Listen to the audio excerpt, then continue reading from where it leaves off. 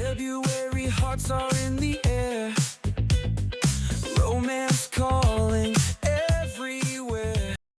But if you don't have that baseline of truth, and it's just however you feel at the moment, Love at first cutting edge. it's kind of weird. I blame my son. I blame him.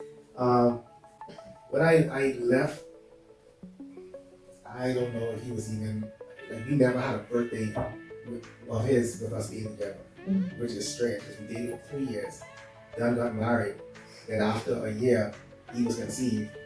2 years into the marriage, he was born, and then all of a sudden, all hell broke loose. I had an opportunity to leave to be a manager at a power plant in Atlanta, and I had to turn that down because this was my only seed. Due to the fact of my upbringing without a father, his father died when I was 7 years old, but prior to that, we weren't even living on the same island. So I grew up with a lot of questions of who I was and how to do things and all that stuff, you know? And I never wanted him to have those type of questions of where he belonged and who he belonged to and stuff like that. So I turned down some opportunities just to ensure that I was a part of his life. It was a lot of struggle to do that because Grandma Howard didn't have much opportunities at the time, at a particular time. But I made that sacrifice literally to be in his life. So being around him, even when I didn't have gifts to bring, I intentionally made sure that my presence was felt because that was my issue. Didn't want him to have to suffer through that. And you know, children are like the most purest form of truth. The way they respond to you basically tells what type of situation is going on. You know, if I had a dime, it'd go to him. I would rather be the one to take the suffering rather than to let him suffer. So it was that type of thing. And eventually that led to her just looking at him like I can't shake him. If he goes somewhere, you know, I'm coming. You know, wherever he is, I'm going to be there and do the best that I can to ensure that he's in the best situation possible. We have a lot of similarities.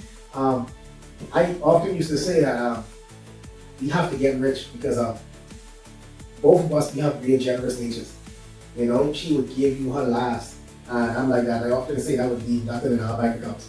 You know, if both of us are so free giving, stuff like that. We have a lot of similarities. So, yeah, especially when it came to our own offspring. Yeah, I never trusted anybody else with my son outside of her. And I guess it was the exact same way. She never trusted anyone else outside of me. Yeah, you have to establish that no matter what is going on, leaving is not an option. Like you say, till death do us part. God really have to be the first and foremost because, you know, your emotions, your feelings, it fluctuates so much. And we confuse what love is. We think love is a feeling. When we understand what love really is, but we don't apply it properly, like when we deal with our siblings, we understand like, oh, we can't do anything with them. That's my brother, or that's my sister. Nobody gets something to hurt from all of their siblings. You know, at times they make you feel good, they make you feel bad. But at both times you know that you love them. And there's nothing you wouldn't do or sacrifice for their benefit. So we do understand the true concept of love. But when we apply it to our romantic relationships, all of a sudden it's like, this person is expendable. No, like the person you love, because love is the choice to commit to in spite of, you know. They make you feel good at times. Sometimes they make you feel bad. But you have to commit to, well, this is my person, and then try to work towards getting back to a good space that you communicate, hey, what you did yesterday, you don't have to be upset, right? You know, and move forward to a space where you can be back good. I think he saw what it was like having us apart. I don't think he enjoyed that as much. The only benefit I think of that was the competition that we both had of trying to ensure that he had some type of normality with the situation. So one person was trying to do and the next person was trying to outdo. So he kind of benefited slightly as a result of that, you know. But I think now it's better, even though it's slightly to his detriment, because now it's like, you can't say, I would ask Dad if Mom says no because she would refer back to me what your dad said, or something like that. Also, the fact that he gets to see all the ups and downs and how it's worked out, you know, like I explained the fact that he got to witness arguments now but the arguments aren't as volatile. It's just like literally disagreements. The crazy thing is, she has such a gregarious personality. Most people that encounter her already knows that about her. Bubbly personality, beautiful smile.